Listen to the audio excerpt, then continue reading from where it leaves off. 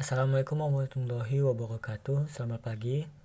Kepada yang terhormat, Bapak Abdillah selaku dosen pengampu mata pelajaran pengantar pendidikan dan teman-teman yang saya banggakan. Terima kasih atas waktu yang diberikan kepada kelompok kami, yakni kelompok 9. Saya akan memperkenalkan kelompok kami, yakni Muhammad Adam Iqbal, Yohanes Deki, dan saya sendiri, Rizky Sabtu Pangestu. Di sini saya akan mempresentasikan makalah kami yang berjudul Jenis-jenis program dan kurikulum pendidikan Indonesia. A. Pengertian kurikulum memiliki penting dalam dunia pendidikan formal dalam mencapai kesuksesan belajar dan mencerdaskan bangsa. Di artikel kali ini, kita akan membahas tentang apa itu kurikulum, mulai dari pengertian, sejarah, fungsi, komponen, dan macam-macam kurikulum yang ada di Indonesia. Dalam Undang-Undang Nomor 20 Tahun 2003, kurikulum adalah sebuah rencana dan aturan mengenai isi, badan, beserta cara yang digunakan sebagai petunjuk dalam kegiatan pembelajaran demi mencapai tujuan pendidikan. Adapun dalam Wikipedia, kurikulum adalah program pendidikan dan perangkat mata pelajaran yang dibuat lembaga pendidikan yang berisi sebuah rancangan pembelajaran untuk peserta didik dalam periode pendidikan. A. Pengertian kurikulum menurut para ahli. 1. Profesor Dr. Nasition.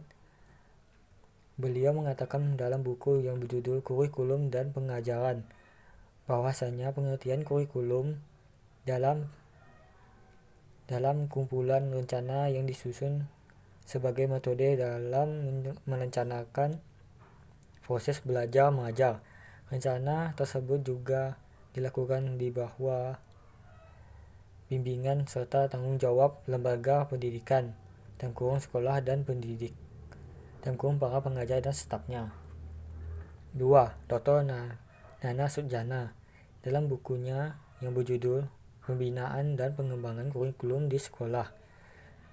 Beliau mengatakan bahwasanya pengertian dari kurikulum adalah serangkaian niat dan harapan dan program pendidikan yang dilaksanakan oleh pendidikan atau para guru di sekolah, sehingga kurikulum disebut juga sebagai alat dan sarana yang sudah dirumuskan agar tujuan dalam pendidikan bisa tercapai. B. Sejarah kurikulum. Sejarah kurikulum di Indonesia di tahun-tahun sebelumnya terjadi beberapa perubahan. Bahkan perubahan itu sering terjadi ketika penggantian menteri pendidikan. Hingga saat ini mutu pendidikan di Indonesia belum memenuhi standar mutu yang jelas dan mantap. Sejarah kurikulum pendidikan di Indonesia dimulai sejak 1945 dan mengalami perubahan pada tahun 1947 sampai 2013. Perubahan yang terjadi merupakan sebuah konsekuensi yang logis akibat perubahan dalam sistem politik, ekonomi, sosial, budaya, dan iptek dalam masyarakat berbangsa dan bernegara. Semua kurikulum nasional dirancang berdasarkan landasan yang sama, yaitu Pancasila dan Undang-Undang Dasar 1945. Namun perubahan yang terjadi karena adanya perbedaan dan penekanan pokok dari tujuan dan realisasinya. C. Fungsi kurikulum. Secara luas, fungsi kurikulum adalah dalam rangka mencapai tujuan pendidikan dengan alat atau usaha yang telah disediakan untuk mencapai tujuan tersebut.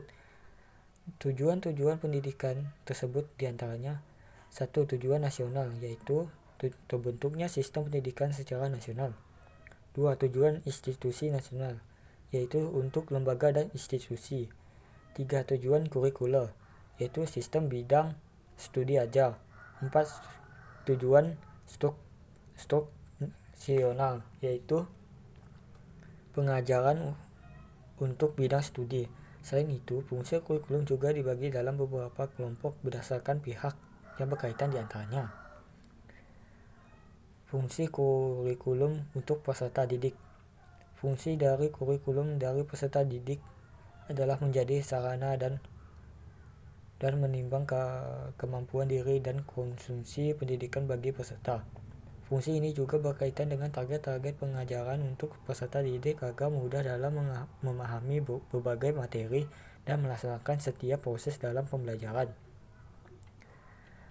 Dengan adanya kurikulum juga dapat mempermudah peserta didik dalam mengerjakan setiap pelajaran-pelajaran yang dituntut oleh para guru karena jadwal yang diberikan sudah diatur dan ditetapkan. Fungsi kurikulum untuk orang tua.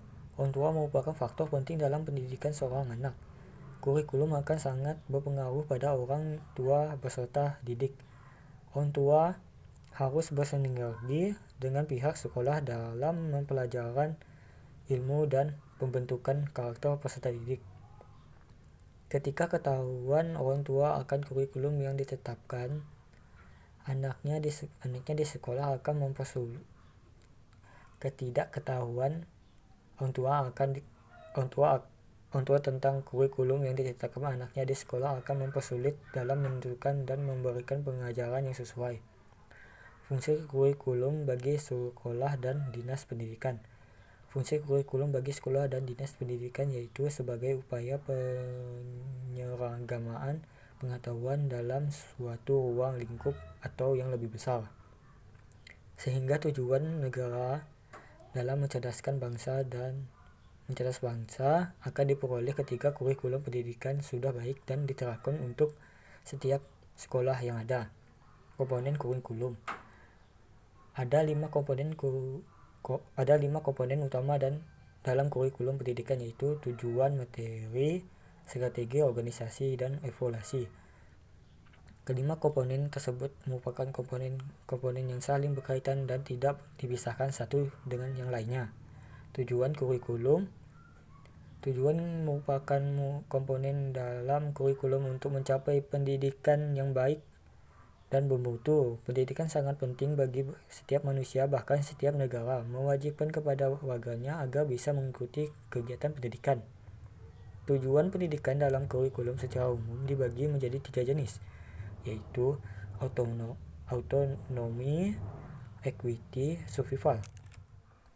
Sistem Pendidikan Nasional dalam Undang-Undang Dasar Nomor 20 Tahun 2003 menjelaskan bahwa pendidikan berfungsi untuk mengembangkan kemampuan membentuk karakter dan peradaban bangsa dalam mencerdaskan kehidupan bangsa.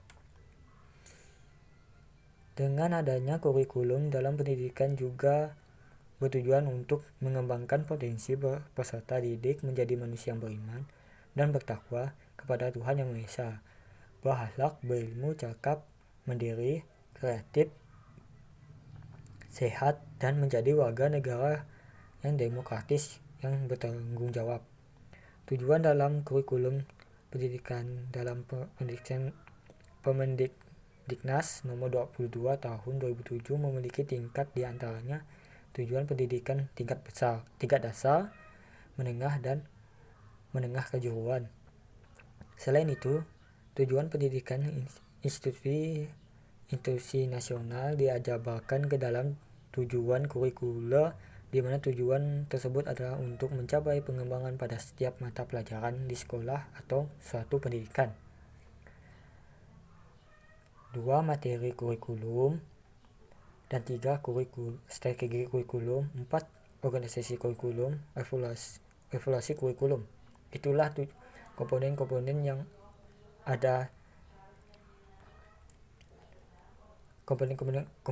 ada di kurikulum. Baiklah, jenis-jenis kurikulum program dan jenis-jenis kurikulum di Indonesia. Yang pertama, 1. Kurikulum 1945, dan kedua 1952, ketiga 1964, yang keempat kurikulum 1968, dan kelima 1975, yang keenam kurikulum 1944 1984. Yang ketujuh, Kurikulum 1994 dan Suplemen Kurikulum 1999. Dan yang kedelapan, Kurikulum 2004 atau KBK, Kurikulum berbasis kompetensi. Yang kesembilan, Kurikulum 2016 atau KTSP, Kurikulum Tingkat Satuan Pendidikan. Dan ke-10, Kurikulum 2013. Dan yang ke-11, Kurikulum 15. Kurikulum ini menerapkan sistem operasional pendidikan yang masih dalam tahap penyempurnaan dari kurikulum sebelumnya, yaitu K13 atau Kurikulum 2013. Itulah, terima kasih dari presentasi kami. Wassalamualaikum warahmatullahi wabarakatuh.